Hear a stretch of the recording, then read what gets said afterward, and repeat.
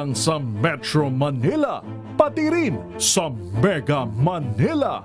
Number 1, ang inyong DZRH. Ayon sa third quarter survey ng Kantar Media, number 1 sa Metro at Mega Manila, ang inyong DZRH. Maraming salamat po sa inyong pagtitiwala. Patunay na DZRH lang ang inyong tunay na pinagkakatiwalaan. Dahil ang DZRH, una sa Pilipinas, una sa Pilipino. Saan mang panig ng mundo, nasaan ka man, Pilipino. Serbisyong tapat sa'yo, DZRH.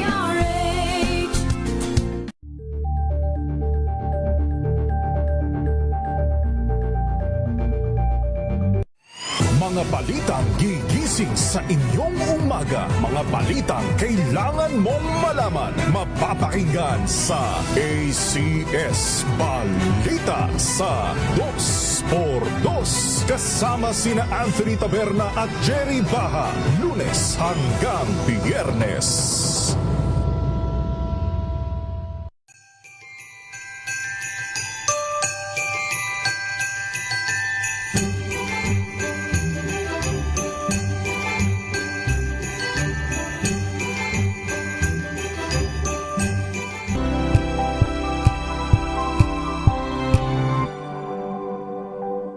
Sa lahat ng bagay, simula pa lang, siguraduhing max protection na.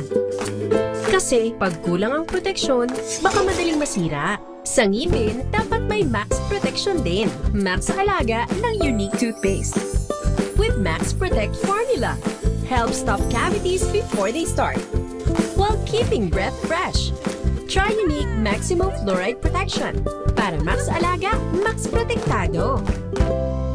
ACS. Tanggaling-galing mo, Smart dishwashing paste ko. Pritong ulam na masebo, plato o kaldero. Tanggaling for everyday. Ganyan pag Smart ang dishwashing paste. May double tanggaling formula. Tanggal ang sebo, tanggal ang bakterya. Pahit para walang bahid, linis fantastic sa metal at plastic. Number 1 ko to. Tanggaling-galing mo, Smart dishwashing paste. ACS. Healthy Minute, hatid sa inyo ng MX3. Hi, this is Dr. Edwin Bien.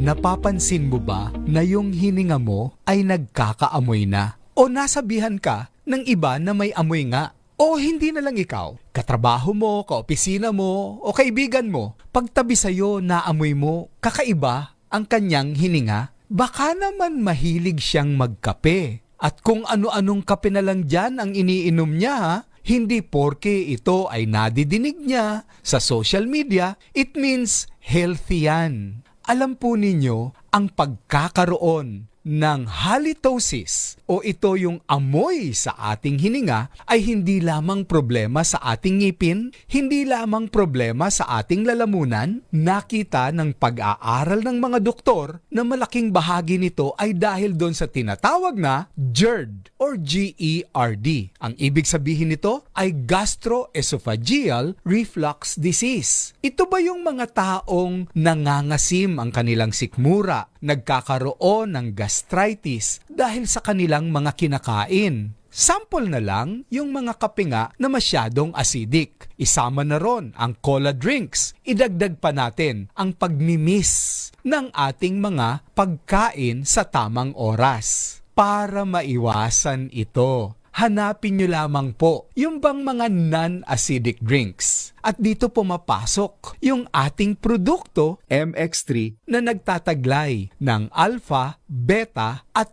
gamma nutrients. At alam nyo ba na sa merkado ay may kape na non-acidic? MX3 Coffee Mix. Marami ang nagustuhan ng MX3 Coffee Mix dahil nga hindi ito nagkukos ng hyperacidity sa kanila o nagpapataas ng tibok ng kanilang puso. At ito pa ay sugar-free, hindi magpapataas ng inyong asukal sa inyong katawan. At of course, hindi magiging dahilan ng palpitation. I-try po ninyo MX3 Coffee Mix. Ang kaping ito ay nagtataglay ng alpha, beta at gamma nutrients. Kaya, kape pa more, pero dapat hindi nakakapagpa-GERD at bad breath. Muli, this is Dr. Edwin Bien. Let us all stay healthy. Healthy Minute, hatid sa inyo ng MX3. Una sa Pilipino. Narito ang ulo ng mga balita. Pangulong Marcos umaasang itutuloy ng susunod na presidente ang mga naumpisahan niyang proyekto. Mahigpit na monitoring sa pag-i-issue ng LOA. Ipatutupad ng bagong pamunuan ng BIR. Panukalang bubuwag sa regional wage boards. Aprobado na sa committee level ng Kamara. Memo sa suspension ng klase at government offices sa December 26, 29. Peke ayon kay Executive Secretary Recto. Asylum process ng Pilipinas dapat repasuhin laban sa Chinese syndicates ayon sa isang senador. Kaso laban sa respondents sa mga nawawalang sabungero hindi pa naihaharap sa DOJ. NBA agents na sangkot sa bar fight sa Quezon City, iniimbestigahan na. At isang senior citizen, mabundol ng tricycle, patay sa Maasin, Leyte. Yan ang ating headlines at narito na ang detalye ng iba pang malalaking balita. Muli, magandang araw Pilipinas. Tinawag ng Malacanang na peke ang kumakalat na memorandum kaugnay sa suspension ng pasok sa government offices at klases sa December 26 at 29. Ibig sabihin hindi totoo. Ayon kay Executive Secretary Ralph Recto, peke ang Memorandum Circular number 47 na may lagda niya pa. Sa nasabing memo, idinideklara ang suspension ng klase sa buong bansa sa December 26 at 29 upang bigyan umano ng karagdagang oras sa mga kawani ang makasama ang kanilang pamilya ngayong holiday season. Batay sa official gazette, panging December 24 o Bisperas at December 25, araw ng Pasko, December 31 at January 1 ang idineklara bilang official holiday. So hindi po totoo yung mga kumakalat lalo na sa social media, yung kumakalat na impormasyon sa social media na suspendido ang pasok sa gobyerno at eskwelahan sa December 26 at 29. Ayan, malinaw yan ha.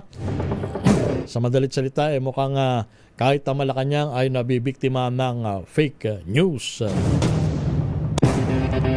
Samantala, manawagan naman si Senador Risa Hontiveros sa pamahalaan na protektahan ang asylum process ng bansa laban sa pang-aabuso ng mga sindikato mula sa China.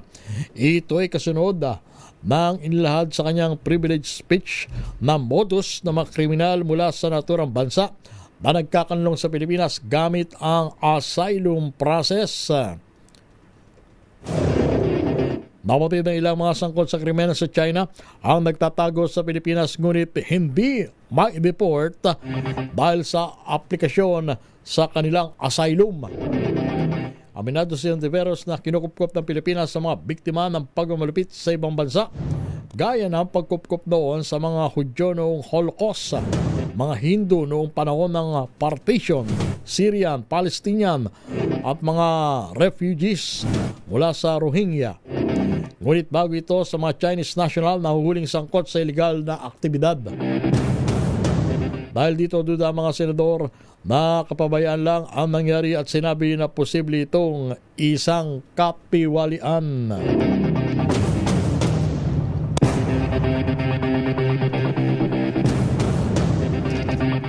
Meron tayong 11 minutos makalipas ang alas 2 ng hapon. Ngayon po ay araw ng Huwebes, ika-11 sa buwan ng Disyembre. Kinumpirma ni Atty. Cornelio Samaniego III sa DZRH na naka-freeze na ang assets ng mga diskaya, kabilang ang mga bank account at property ng kanyang kliyente.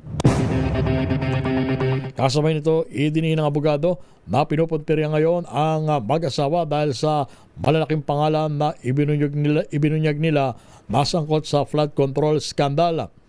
Binanggit ng abogado, pilit na iniuugnay ang mga diskaya sa Davao kahit wala umano silang flood control projects sa ilalim ng Duterte administration at ang mga proyekto sa tulay at gusali lang ang kanilang ginawa. Git ni Samaniego, politika lamang ang kasong malversation ng ombudsman laban kay Sara Diskaya, kaugnay na 96.5 million pesos na umano'y Ghost Flood Control Project sa Davao Occidental. Nang tanungin kung totoong iniipit ang mga Diskaya dahil ayaw idawit ang mga Duterte, sinabi ni Samaniego na doon na rin ito papunta pero hindi lang makitaan ng proyekto ang mag-asawa na maiuugnay sa pamilya Duterte. Pinabulaan na ng Bureau of Corrections ang mga report na nakakatanggap umano ng special treatment si dating Bamban Mayor Alice Guo habang nakapit sa Correctional Institution for Women sa Mandaluyong City. Ayon kay Bucor Director General Gregorio Katapang, kasalukuyang nasa 5 araw na quarantine period si Guo matapos silipat ng BJMP noong ika-6 ng buwang ito. Taliwas sa mga napaulat, hindi niya pinapayagan ng dating alkalde na gumamit ng personal cellphone. Sinabi ni Katapang, subject si Guo at iba pang inmates ng pare-parehong regulations at restrictions, walang special treatment or walang special privileges. Sa record ng Correctional Institution for Women, tanging abogado ang pinapayagang bumisita alinsunod sa health at security protocols. Ginawa ni Katapang ang payag matapos ang anyay malisyoso at walang patayang reports na ipinadala sa media nang walang malinaw na attribution.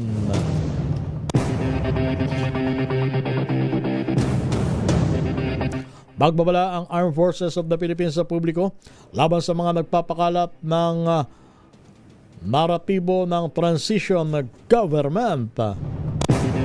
Ayon sa AFP Public Affairs Chief Colonel Cerex Trinidad, pinalambot o software version lang ang termino pero illegal din ito gaya ng pag-uudyok sa unconstitutional na pag-take over sa gobyerno.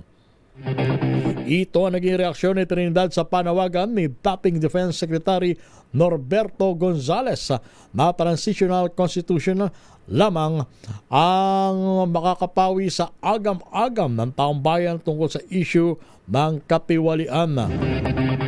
Sabi ng AFP, hindi matatago sa mabulaklak na salita ang isang criminal liability tulad ng inciting to sedition. Kumpiyansa naman ng militar na kayang masilip na mga dalubhasa ang pagkakaiba ng ganitong mga panawagan sa simpleng advokasya lamang.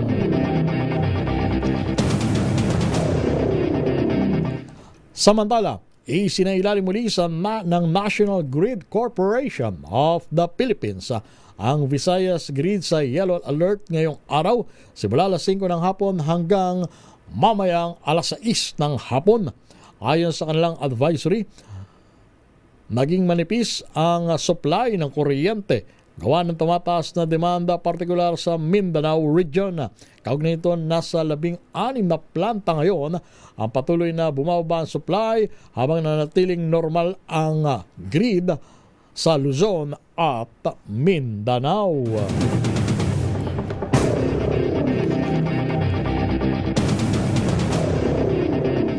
Alas 2:16 ng hapon. Sa ngalan pa rin ni Lakay Ray Sibayan, ito ang inyong lingkod, si Romel Ferdes. Labas tayo ng ating impilan.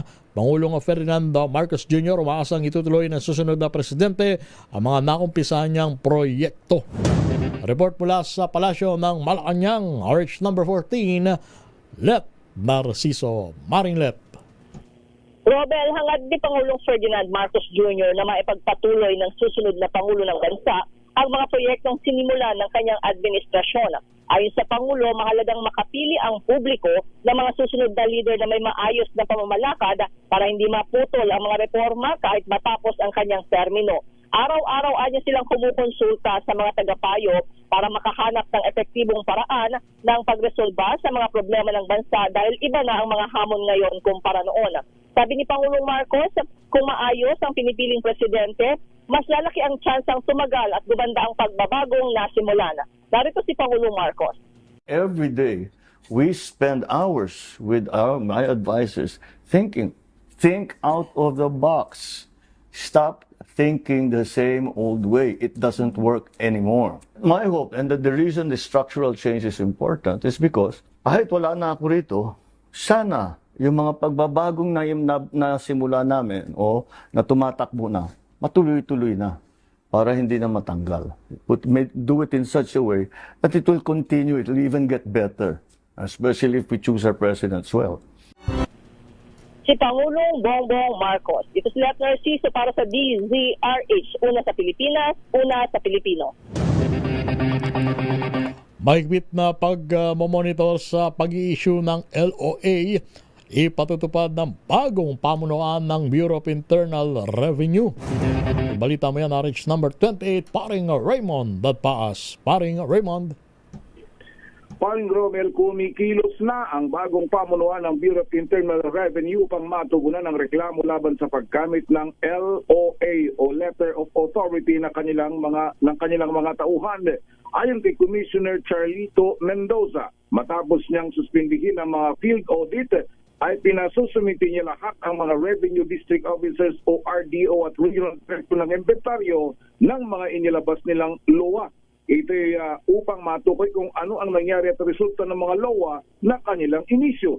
Sa kanyang pagharap sa Senate Blue Ribbon Committee, sinabi ni Commissioner Mendoza, nagpapadevelop na siya ng isang portal para mamonitor niya ang mga ini-issue na LOA.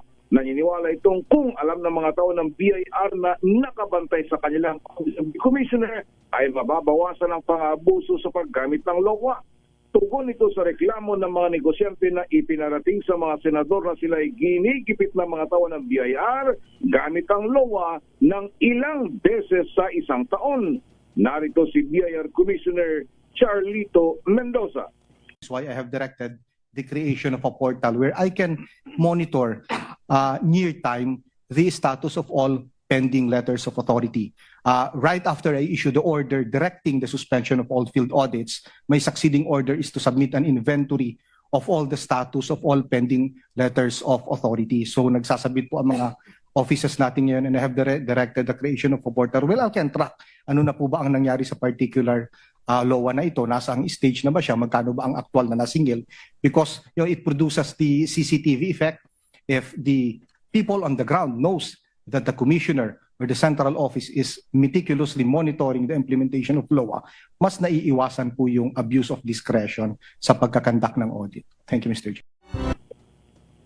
Sa hearing ay hiniling ni Senate President Pro Tempore Panfilo Ping Lacson na parapin ang mga negosyante na nagre-reklamo na biktima ng panggigipit ng BIR. Paliwanag ni na Senador J.D. Hercito at Senador Erwin Tulfo, ang BIR ang pinakatatakutang ahensya ng mga negosyante. Kaya't duda sila na lalantad ang mga ito at tumarap upang ilahad ang kanilang reklamo. Hihimukin nila ang mga ito na magpadala ng ilinagdaang affidavit para isumite sa Senate Blue Ribbon Committee. Ito si RH28, Raymond Dadpaas para sa DZRH, una sa Pilipinas, una sa Pilipino. 21 minutos makalipas ang alas 2 ng hapon. Dako naman tayo sa mababang kapulungan ng Kongreso. Panukalang bubuwag sa Regional Wage Boards. Aprobado na sa committee level ng Kamara. Ibalita mo yan, RH number 12, Manang Milky Regunan. Manang Milky. Pinagtibay na ng House Committee on Labor and Employment ang Consolidated Bill na layuning magtatag ng National Minimum Wage System na inaasang magsusulong ng patas na oportunidad sa sweldo sa lahat ng rehiyon sa bansa. Ayon kay Cavite Representative Jolo Revilla, Chairman ng House Committee on Labor and Employment, layunin ng panukalang tuluyang bubuwag sa Regional Wages Board para wakasan na ang hindi patas na pagtrato sa mga manggagawa pagdating sa usapin ng sahod. Sabi ni Revilla, dalusot na sa komite, matatalakay na ang bill sa plenaryo at mapag-uusapan na ang pinag-isang wage setting system na nagtataguyod sa prinsipyo ng pantay na sahod para sa pantay na trabaho. Sa ilalim ng Consolidated Bill, papalitan ng kasalukuyang multi-tiered regional wage structure ng single national minimum wage para papantayan ang pinakamataas na regional minimum wage sa panahong maging epektibo na ito. Nilinaw ni Revilla, hindi ito maaring maging mas mababa sa rate ngayon sa Metro Manila. Nilinaw ni Revilla, para matiyak ang maayos na adjustment, magkakaroon ng mandatory 3-year transition kung saan lahat ng regional minimum wages ay ipatutupad na sa national rate. Sa unang taon ng transition, 30% ng wage gap ang dapat tugunan na mga rehiyon, 35% sa ikalawang taon at ang nalalabing balanse ay sa ikatlong taon. Ako si Milky Regunan, nagulat para sa DCRH, una sa Pilipinas, una sa Pilipino. Maraming salamat, Milky. Samantala, Department of Tourism isinusulong daw po ang e-visa para sa Chinese tourists. Ating alamin sa report ni RH4, Ms. Karen Oyong. Ms. Karen. Yes, kasamang Ray, kasamang Romel. Isang seminar nga isinagawa ng Department of Tourism o DOT Shanghai Office katuwang ang Philippine Consulate General sa Xiamen, China upang isulong ang Philippine e-visa para sa mga Chinese nationals na nais bumisita sa bansa. Pinangunahan ni Consul General Winston Dean Alameda ang naturang seminar kung saan pinag-usapan ang e-visa policy at ang layunin nitong ipakita ang Pilipinas ay bukas sa mga Chinese tourists. Ayon kay Alameda, patuloy ang pagpapaigting sa e-visa system upang maging mas maayos, mabilis at mas kumbinyente ang pag-apply ng Philippine visa online para sa mga nagbabalak magtungo sa bansa. Sinigundahan naman ito ni Tourism Attaché Francisco Hilario Lardizabal kung saan sinabi nito sa mga dumalong kinatawan ng iba't ibang mga travel agencies na patuloy ang pag-develop sa infrastructure at tourism products para sa mga Chinese tourists. Sa tulong umano ng mga airlines sa travel and trade industry, umaasa silang tataas ang bilang ng mga tourist arrivals galing China ng 50%. Ang nangangasiwa ng naturang e-visa system ay ang VFS Global, kung saan dumalo rin ang kinatawan nito na si Fuzhou City Operations Manager Rachel Huang. Ipinisinta niya ang bagong updated e-visa system at ang proseso ng pag-apply, ang user-friendly interface ng sistema at marami pang iba. Ayon sa datos, umabot ang peak ng tourist arrivals sa Pilipinas galing China noong 2019 kung saan umabot umano sa 1.74 million Chinese tourists ang bumisita sa bansa. Ito'y sumadsad noong panahon ng post-COVID-19 pandemic na umabot lamang sa 300,000 hanggang 400,000 arrivals. Bahagyang nakabawi naman ang bansa noong 2024 nang umabot sa 500,000 Chinese arrivals noong 2024 sa kabila ng mga sensitibong issue tulad ng mga insidente sa South China Sea, Philippine Offshore Gaming Operators o POGO at iba pang mga issues. Ako si RH4 Karen Oyong, nag-uulat para sa DZRH. Una sa Pilipinas, una sa Pilipino. ICI nanghihingi sa Anti-Money Laundering Council ng mga dokumento ng mga kontratistang sabit sa anomalya sa infra projects. Ibalita mo yan, RH number 15, Giselle Ricafort. Giselle. Lakay Romel, humiling ang Independent Commission for Infrastructure sa Anti-Money Laundering Council ng mga dokumento ng mga kontratistang sabit sa anomalya sa infra projects. Ito ang kinumpirma ni ICI Executive Director Atty. Brian Usaka sa pulong balitaan dito sa Taguig City, pero tumanggi na magbigay ng karagdagang pang mga detalye. Pakinggan natin. The Commission requested from the AMLC documents pertaining to several construction companies that were allegedly involved in these projects or infrastructure projects. The details of which I am constrained not to share with you right now because of confidentiality. How many? Inanunsyo rin ni Osaka na hanggang sa December 15 na lamang yung pagdinig ng komisyon yung huling araw sa trabaho na resigned Commissioner Babe Singh Sote. Pero makapatuloyan nga yung kanilang investigasyon at isinasagawang case build-up. Idiniin ni Osaka na malalaman ng ICI pagtapos ng December 15 kung kailangan pang magsagawa ng karagdagang hearing kahit pa mapalitan agad o hindi si Singson. Kahit naman kasi anya nagbitiw na ito, mayroon pa rin chairman at isa pang commissioner ang independent komisyon. Idiniin ni Osaka na may urgency pa rin nagtatrabaho ang komisyon kasama ang iba't ibang ahensya ng pamahalaan. Muling sinabi ng Executive Director na malinaw sa EO number 94 na mananatili ang ICI hanggang makumpleto ang kanilang mandato o buwagi ng Pangulong Marcos sa ugnay ng 41 milyong piso na 2025 national o budget ang Independent Commission. Downloaded na raw yung 39 na milyong piso at hihiling ulit sila para sa susunod na taon. Pakinggan natin. We will continue. The Commission will continue with its hearing and investigation, hearing in particular on up to December 15. But this will be subject to confirmation by the resource persons that will be invited. Nevertheless, the Commission will continue with its case build-up, except that the fact that the hearings will not continue in the meantime. Ito si Giselle Ricofort para sa DZRH, una sa Pilipinas, una sa Pilipino. Maraming salamat, Giselle. Samantala, Department of Justice inamin daw na hindi pa naihaharap ang kaso laban sa respondent sa mga nawawalang sabungero. Ating alamin sa report ni RH29, Boy Gonzales. Boy. Lakaya, aminado ang Department of Justice na hindi pa nagsampang kaso laban sa mga respondent na sina Charlie Atong Ang at iba pa kaugnay sa mga nawawalang sabungero. Ayon kay Prosecutor General Richard Anthony Padullo, posibleng sa susunod na linggo ang pagsampa ng kaso sa ngayon ay inoorganisa o inaayos pa mga dokumento na isasampa sa iba't ibang korte kabilang nasa Batangas, Laguna at Parañaque. Ihilingin din naman ng DOJ sa Office of the Court Administrator na pag-isahin ang mga kaso sa isang korte na lamang. Aminado si Padullo na pahirapan ang investigasyon dahil sa batay lamang ito sa testimonya ng mga saksi, partikular na ang magkapatid na Julie at Elakin na Patidongan. Kaya naman bukas pa rin ang prosecution sa pagtanggap ng dagdag na ebidensya kabilang ang mga nare-recover na buto sa Taal Lake. Ito si Boy Gonzales para sa DZRH, una sa Pilipinas, una sa Pilipino. Nationwide rollout ng 20 pesos na bigas. Meron na program na kumpleto na ng Department of Agriculture sa buong bansa. Expansion para sa 2026, pinaghahandaan na.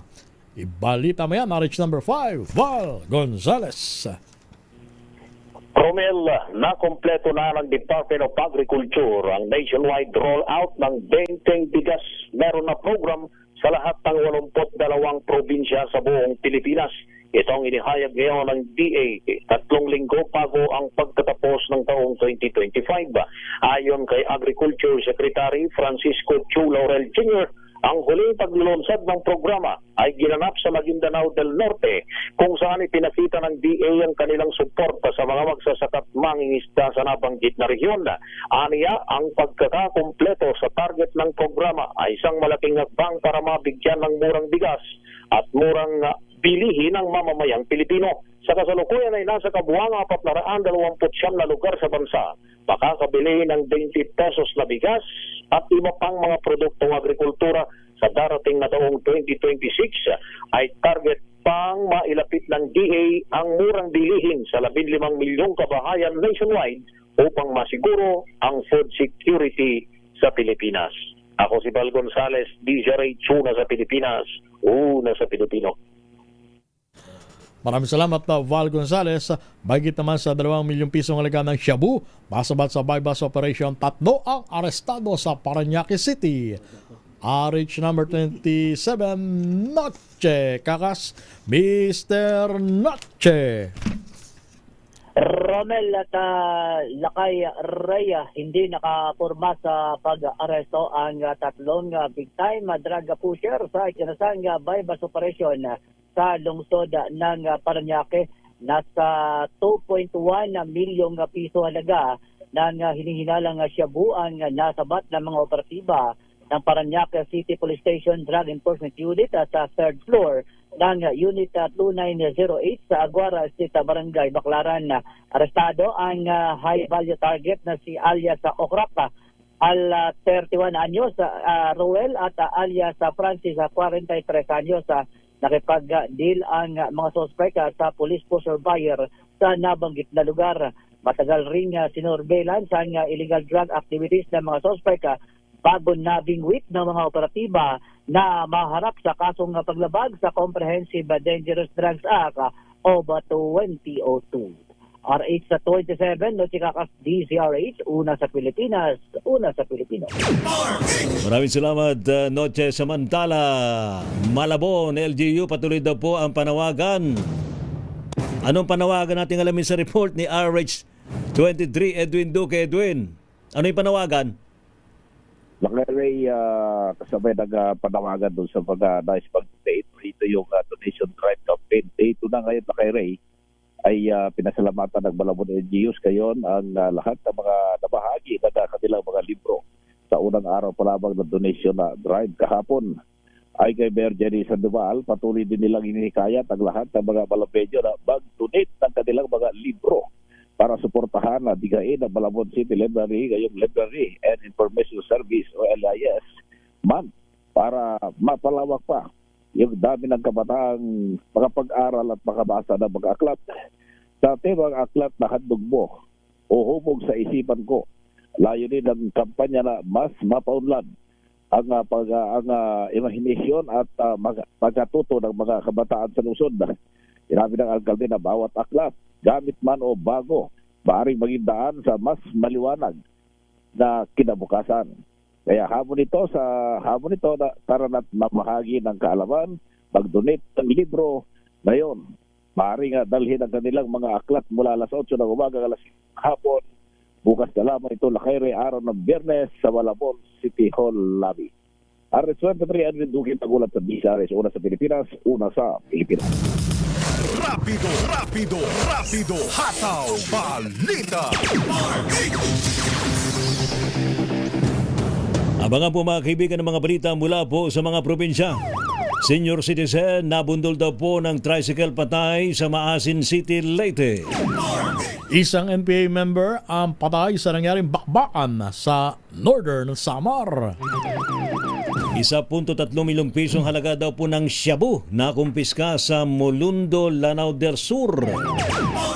Isang lalaking lasing, nagwala, nakabangga at naglabas pa ng baril. Ang tapang naman Grabe sa naman. Olongapo City.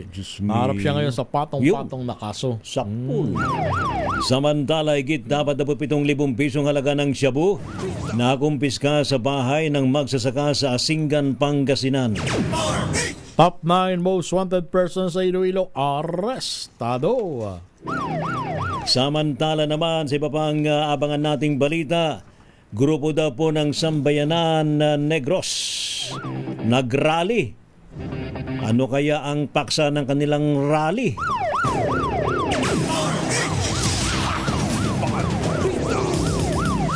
Rapido, rapido, hataw, balita. Ang niyo pa rin po mga lingkod, sina Ray Sibayan at Romel Fuertes para sa DZRH, una sa Pilipinas. Una sa Pilipino. Pilipinas ang oras, alas 2:36. Ang oras na yan ay...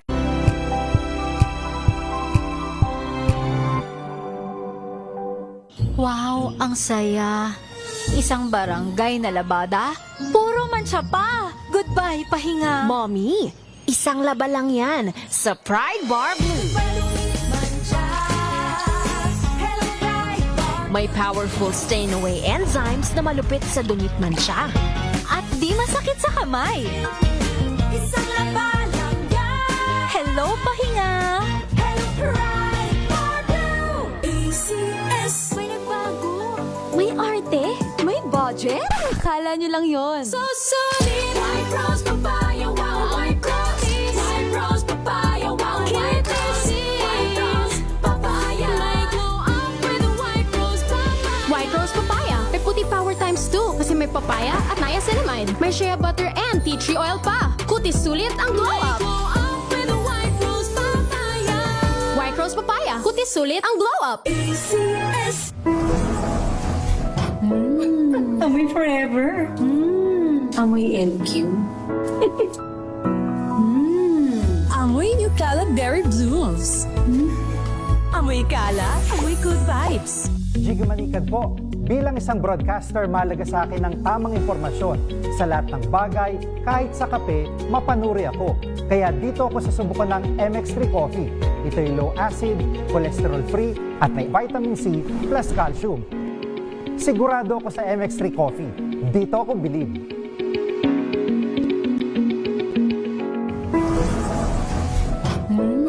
Amoy forever. Amoy LQ. Amoy New Caleb Berry Blooms. Amoy kala, amoy good vibes. Tinesting. Sinuri. Siniyasan. Ang resulta?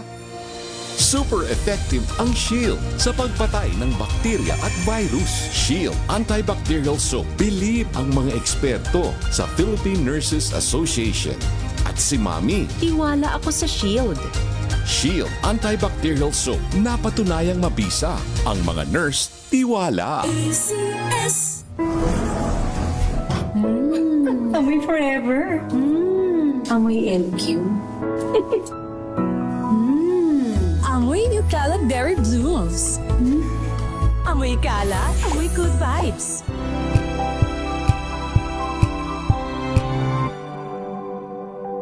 Hello, Washi! Laundry day na naman! Yay! Anong meron? Mancha ng chocolate, putik, may libag pa! Kaya natin yan! With Pride Washing Machine Detergent, may triple stain-away formula. Tanggal ang makapit, madikit, at malupit na dumit mancha. Kaya easy-easy ang labada. Mula noon hanggang ngayon! All you need is pride! All you need is pride!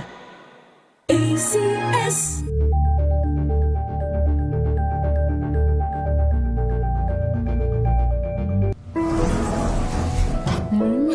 Amoy forever. Amoy LQ. Amoy New Caleb Berry Blooms. Amoy kala, amoy good vibes.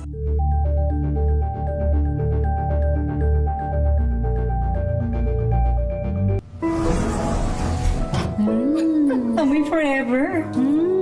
Amoy LQ. Amoy New Caleb Berry Blooms. Amoy kala, amoy good vibes.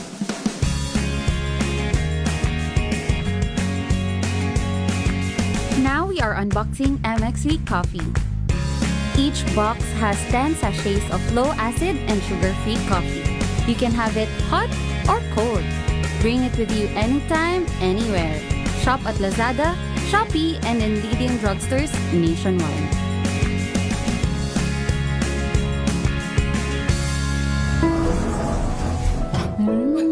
Amoy forever. Amoy LQ. Amoy New Caleb Berry Blooms. Amoy kala, amoy good vibes.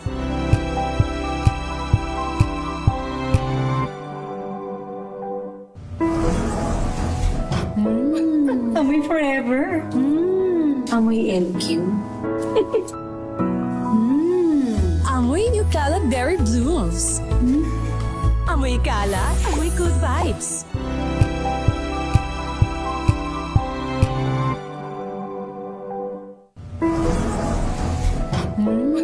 Amoy forever.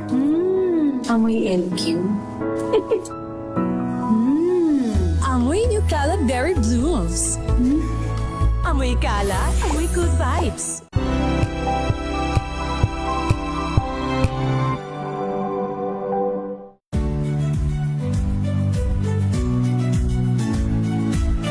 Magandang araw mga kaibigan. Ito po ang inyong balerina ng bayan, si Lisa Makuhay Lizalde, na nag-aanyaya sa inyong samahan kami at ang aming mga espesyal na panauhin para sa kalahating oras ng masayang kwentuhan sa aming programang Art Rapido, hataw, balita.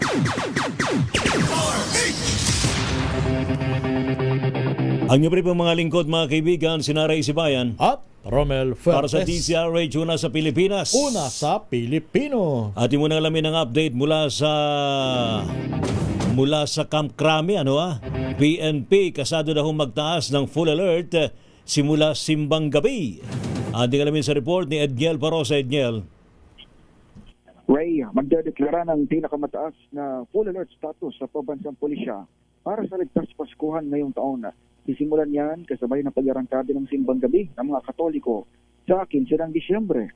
Ayon kay Acting PNP Chief Police Lieutenant General Jose Melencio Nartatis Jr., 70,000 mahigit na tauhan ng hanay ang kasama sa nationwide deployment. Dito sa Metro Manila, binanggit naman ni NCRPO Director Police Major General Anthony Aberin na prioridad nila siyempre itong mga simbahan simula sa susunod na linggo. Pero isa sa kanilang mga tututukan sa buong holiday season ay itong mga istasyon ng tren. Nagtatao umano ang pulisya ng 2 tauhan kada train station na magiging katuwang augmentation naman ng mga security guarded personnel mula sa Philippine Coast Guard. Taura lang sinabi ni General Nartates na target nilang paigtingin pa ang ugnayan upang mapababa ang 20 kaso ng petty crimes na naitala sa MRT pa lamang noong Christmas period ng 2024. Ito si Edniel Parosa, nag-uulat para sa DZRH. Una sa Pilipinas, una sa Pilipino. Maraming salamat, Edniel. Balita naman mula sa iba't ibang lalawigan. Isang senior citizen nabundol ng tricycle patay sa Maasin sa Leyte. Jimmy, angay-angay sa detalye. Isang babaeng senior citizen nabundol ng tricycle patay sa Maasin City, Southern Leyte. Kinilala ng PNP ang biktima si alias Bilin, 78 anyos, residente Barangay Combado sa naturang syudad. Ang suspect na kilala na si alias Carlo, 47 anyos, may asawa tricycle driver, residente ng Barangay Bagtol, Ono, Maasin City. Nangyari insidente alas 6:55 kagabi sa Barangay Tunga-Tunga sa naturang syudad. Sa investigasyon ng PNP tricycle papuntang hospital na minaman ng suspect na ang biktima ay tumatawid sa daan ng aksidenteng mahagip ng naturang sasakyan kaya tinakbo ito sa ospital para malapatan ng kakulang lunas, subalit idideklara na dead on arrival ng attending physician ang biktima. Ang suspect naman ay nasa custodial facility ng Maasin City PNP. Mula dito sa DYVL Action Radio Tacloban, ito si Arstratito Jimmy, angay-angay para sa DZRH, una sa Pilipinas, una sa Pilipino. Thank you, Jimmy. Samantala, isang miyembro daw po ng NPA na patay sa sagupaan sa may Silvino Lubos, Northern Samar. Report mula kay Jane Bantayan. Jane. Kinumpirma ng 90th Infantry Battalion na isang miyembro ng New People's Army ang nasawi sa sagupaan na naganap sa bayan ng Silvino Lubos noong Miyerkules ng umaga. Nasapat ng militar ang mga armas sa mga New People's Army.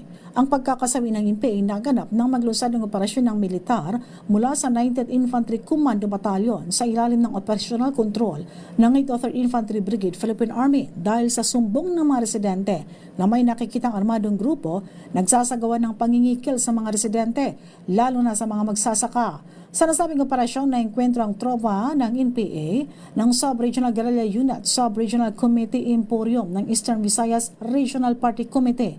Naganap ang sagupaan sa Barangay Gusaran, Silvino Lubos. Tumagal ng 30 minutes ang palitan ng putok at isang NPA ang napatay. Nasabat ng tropa ng gobyerno ang isang M16 rifle, 2 magazines, 2 backpacks, isang bandolier, personal na gamit ng NPA at mga subversibong dokumento. Binigyang halaga ni Lieutenant Colonel Ricky James Rosalihos, commanding officer ng 90th Infantry Battalion, ang partisipasyon ng komunidad sa kooperasyon sa pamamagitan ng pagbibigay ng impormasyon. Nagpahayag ang tropa na mananatili magpapatuloy ang paglulunsad ng operasyon batay sa mga iniulat ng mga residente sa presensya ng NPA sa kanilang mga lugar. Mula sa Action Radio Katarman, RH34 Jane Galit Bantayan ng DCRH, una sa Pilipinas, una sa Pilipino. 1.3 million pesos na laga ng shabu makumpiska sa Mulundo, Lanao del Sur.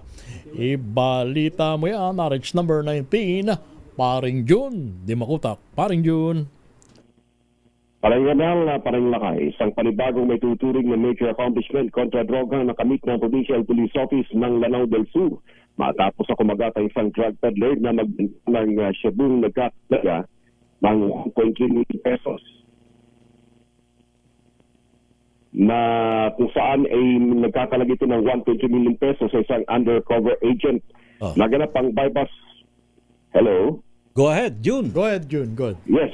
Naganap ang bypass operation sa bahagi ng Barangay Ilian, Bayan ng Bulundo, Lanao del Sur, kung saan dalawang hindi pinangalan ng drug suspect ang humigit kumulang sa 205.5 kilos ang shabu na may estimated market value na 1,397,400 pesos. Pag-ulitan ng lakay kahapon, 7.4 million pesos halaga ng shabu ang nakumpiska din ng crowbar sa barangay Gadungan, Marawi City na ikinaresto din ng isang drug peddler. Batay sa testimonya ng mga nahuling suspect, may mga gumagalaw pang ibang drug supplier within bound region na sinisikat ng otoridad ang matunton upang maisilalim sa surveillance na mga tinaguriang high-value individual sa patuloy sa ganitong uri ng kalakaran ng illegal na hanap buhay. Mula sa Mindanao, RH19, June Di Makutat, DZRH, una sa Pilipinas, una sa Pilipino. Maraming salamat, June. Samantala naman, lalaking lasing na nagwala, nakabangga at naglabas pa raw ng baril. Diyan po sa Olongapo, abay, ayun, naharap po ngayon sa patong-patong na kaso. Report mula kay RH37, Danny Kumilang. Danny. Isang lalaki ang naharap sa patong-patong na kaso matapos magwala ng 2 beses, makabangga at paglabas ng baril sa loob mismo ng barangay hall ng Mabayuhan, Olongapo pasado hating gabi. Ayon dito kay punong barangay Edwin Esposo, lasing umano ang suspect na isang coffee shop owner mula sa Subic, Zambales. Nabangga nito ang isang nakaparadlang Toyota Innova gamit ang minamanihong Toyota Avanza. Sa halip na huminto, tumakas ang suspect at hinabol ng barangay patrol. Naabutan siya sa barangay Kalaklan kung saan muling nakabangga ng isang asul na tricycle na may lula ng mga pasahero dahilan upang tumilapon ang mga sakay na agad isinugod sa pagamutan. Dinala ang suspect sa barangay hall ng Mabayuhan, subalit habang nasa barangay patrol office ay naglabas ito ng baril matapos magpaalam na iihi at inutusan ang mga tanod na lumabas ng opisina. Agad namang humingi ng tulong ang mga barangay patrol sa pulisya. Matapos ang ilang minuto na negosasyon, sumuko ang suspect at dinala sa Olongapo City Police Office Station 5 para sa kaukulang disposisyon. Nagpapasalamat naman ang punong barangay na si Esposo na walang nasaktan sa insidente at muling nagpaalala sa publiko na iwasan ang pagmamaneho ng nakainom lalo na ngayong panahon ng Kapaskuhan. Danny Kumilang, RH37, DZRH, una sa Pilipinas, una sa Pilipino. Mahigit naman sa 47,000 pisong halaga ng shabu makumpiska sa bahay ng isang magsasaka sa Asinggan, Pangasinan. Freddy Fajardo sa detalye. Freddy. Nasa likod ngayon ng Rias na bakal ng Asinggan Police Station na isang 47 anyos na magsasaka, may asawa at residente ng barangay Bantog ng nasabing bayan matapos itong arestuhin ng masamsam sa kanilang tahanan ng 3 plastic sachet na naglalaman ng hinihinalang shabu na may timbang na 7 gramo at may halagang 47,600 pesos. Batay sa ulat ni Asinggan OIC Chief of Police Captain John Ismart Jose, nagsilbi ang kanyang mga tauhan ng search warrant sa bahay ng suspect na pinalabas ng Executive Judge ng Regional Trial Court Urdaneta City. Kasama ang ilang barangay official sa lugar ng halugugin ang bahay ng suspect na nagresulta ng pagkakumpiska ng nasabing illegal na droga. Nasamsam din ang iba't ibang drug paraphernalia na harap ngayon sa kaso ng paglabag sa Republic Act 9165 Comprehensive Dangerous Drug Act of 2002 ang suspect. Mula sa Action Radio Pangasinan, ito si Freddy Fajardo, RH38, tag-uulat para sa DZRH, una sa Pilipinas, una sa Pilipinas. Thank you, Freddy. Samantala, top 9 most wanted person sa Iloilo abay na aresto ho. Ating alamin sa report mula sa Action Radio Iloilo si Jocelyn Maque. Jocelyn. Nadakip ng mga otoridad sa Barangay Poblasyon, Kalinog, Iloilo ang top 9 most wanted person sa lalawigan. Si alias Aaron ang nahaharap sa kasong rape by carnal knowledge. Isinagawa ang pag-aresto ng Joint Forces ng Regional Mobile Force Battalion 6, Kalinog Municipal Police at Regional Intelligence Unit 6. Ayon kay PRO 6 Brigadier General Josefino Ligan, ang nasabing pag-aresto ang nagpapatunay ng pinaigting na kampanya ng pulisya laban sa mga wanted person sa Western Visayas. Mula sa Action Radyo Iloilo, ito si Jocelyn Maque para sa DZRH, una sa Pilipinas, una sa Pilipino. Grupo ng Sambayanan Negros magsagawa ng rally sa siyudad ng Bacolod. Rex Cantong, ibalita mo yan.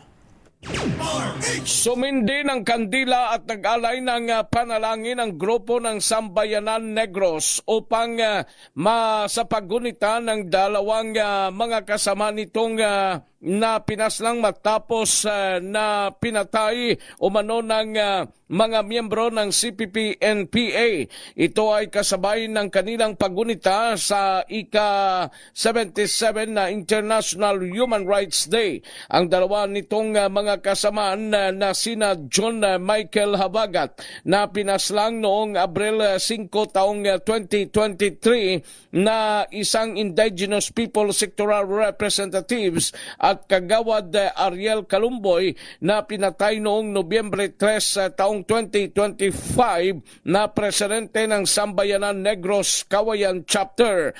Ayon kay Winnie Dobleza Jr., coordinator ng Sambayan Negros, sentro ng kanilang sitwasyon sa ngayon hinggil sa kasong pagpatay sa mga inosenteng mga sibilyan. Ito si RH46 Rex Cantong para sa DZRH, una sa Pilipinas, una sa Pilipino. Thank you, Rex Cantong. Metro Manila ngayon. Nagbabalik ho ang Metro Manila ngayon. Fresh from... Saan magaling si Kyle Bullias, ha? Si birthday boy, ha? Ating tawagan ng report mula kay Kyle Bullias. Kyle! Lakay Ray Romel. Happy birthday, Kyle! Happy birthday! Ay, maraming salamat. Kinantahan ka namin. Kakantahan uli namin ikaw ngayong ngayong hapong ito. Gusto mo ba? Sige nga, parinig nga. Happy birthday to you. Happy birthday to you. Happy birthday, happy birthday. Oh, yun na. Ako na kumanta, ha? Ako na kumanta. Ha? Ha? Yan, ha? Ako na kumanta, ha? Oh. Thank you, Lakay, Ray at Romel. Thank you lang? Pagbati. Thank you lang? Mamaya ng konti. Sige, binibiro lang naman kita eh. Salamat, Kyle. Go ahead. Lakay Ray Romel, narito na ang mga balita sa Metro Manila ngayon. Abiso sa ating mga motorista, asahan na ang pagbagal ng daloy ng trapiko sa paligid ng Maginhawa Street sa Quezon City dahil yan sa gagawing Maginhawa Arts and Food Festival 2025 sa darating na Sabado, December 13. Bagamat walang isasarang kalsada, may mga kaling itatalaga bilang one-side parking area para sa naturang event. Dahil dito magpapatupad ng traffic rerouting scheme ang Quezon City LGU para sa mga maapektuhang motorista. Kabilang sa mga kalsadang gagamitin bilang parking area, ang kahabaan ng Maginhawa Street mula sa Mayumi hanggang Marilag Street, Maginhawa Street mula Passwalk papuntang Viluna, Malingap Street at Masinsinan Street. Samantala sa Pasig City, magkakaroon naman ng fun run para sa Ayala Malls the 30th sa darating ding Sabado, December 13. Dahil dito, apektado ang daloy ng trapiko sa ilang kalsada sa lungsod. Mula yan alas 4 ng madaling araw hanggang alas 9 ng umaga. Kabilang dito ang Meralco Avenue, Julia Vargas, Lanuza, St. Martin, Captain Henry Javier, St. Paul Road at Molavi Street. Pinapayuhan ng mga maapektuhang motorista na sa mga alternatibong rutang muna dumaan upang hindi maabala. Para naman sa ating ulat panahon, wala tayong binabantayang sama ng panahon sa loob at labas ng Philippine Area of Responsibility. Wala na ring nakataas na thunderstorm advisory sa Metro Manila. Pero sa kabila nito, sinabi ng Pag-asa na asahan pa rin ang mga pakalat-kalat na mga pag-ulan dahil yan sa shear line o yung pagsalubong ng mainit na hangin o yung easterlies at ang malamig na hangin na dulot naman ng hanging amihan. Yan ang latest sa Metro Manila ngayon. Ito si Kyle Bulias ng DZRH. Una sa Pilipinas, una sa Pilipino. Thank you. Maraming salamat, Kyle Bulya, sa iyong Metro Manila ngayon. Talaga naman, no, matindi ang traffic ngayon. Ay, nako, partner. traffic everywhere. Patindi ho in ng Metro patindi. Manila. Habang papalapit po ang simbang gabi, nako naman, no. Kaya dagdagan na lang po natin ng sangkaterbang pasensya sa kalsada. Ano po? Total, magpapasko naman Kasi kung wala tayong pasensya, abay, lalo tayong mapeperwisyo, lalong makakaabala. Iwasan po natin yung yung madagdagan yung makagalit natin habang papalapit yung Pasko. Ay, oo, di ba? Oo, Diba? ayan, kailangan medyo chill lang ng konti, ha? Total tuwing Pasko lang naman ganyan Oo, diba? tuwing Pasko. Pero siyempre, abay, magpasintabi naman kayo. Bumusina naman ko paminsan-minsan para hindi kayo makasagasa. Uy, teka muna, Kay Ray. Bigyang linaw lang natin, ha? Yung lumabas na informasyon, lalo na sa social media, na yung December 26 at 29 ay suspended ang klase at pasok sa gobyerno. Fake news daw yun. Fake news. Hindi po totoo, ha? Walang katotohanan yan. Kasi marami tayong mga kababayan nagplano na nung malaman nila na kahit yung December 26 holiday na raw. Holiday. Hindi po totoo. Maliho yun. Porque ba napalaman ng mga holiday, gusto nyo na rin i-declare na holiday? Ha? Kasi ang ganda nga naman Biruin mo maglilib ka ng maglilib ka ng Miyerkules. Dahil bisperas Oo nga, ako nga nakalib na. Tapos biruin mo kung totoo yung napaulat na December 26 holiday, walang pasok, di sayang ipinay mo na leave kasi long weekend. Long weekend kung sakali, no? Talaga pero wala pong katotohanan, ha? Fake news yun. So hindi wala pa hong declaration ng unless talagang magde-declare ng Malacanang pero ito na meron ng clarification hindi po totoo, ha? Na yung 26 at December 29 ay walang pasok sa opisina ng gobyerno at maging sa klase. Kaya, pero yung Malacanang, nadadali ng fake news. Ingat po tayo sa social media. Social media nagkalat ng fake news dyan. Biruin mo alam mo na kayo, meron ng AI. Biruin mo makikita mo may dokumento pirmado pa ni Executive Secretary Recto yung memorandum. Wow. And, kompleto, tapos, ginamitan yata ng AI yan, ha? Tapos eventually malalaman mo peki pala. Aray ko, yung mga nagplano, ha? Rapido, hataw, balita. Salamat ho. Magandang hapon, Sir Els. May, nag-miss call ba? Nag-miss call si Apoels Bartolome. Pasensya na, Apoels. Magandang hapon po. Sa lahat po na tumutok po sa ating balitaan sa Rapido Hataw Balita. Thank you, Ms. Napin sa buong pesa ng DZRH News Team. Anyo po mga lingkod, sina Ray Sibayan at Romel Fuertes. Para sa DZRH, una sa Pilipinas. Una sa Pilipino. Pilipinas ang oras sakto, 3:00 ng hapon. RH!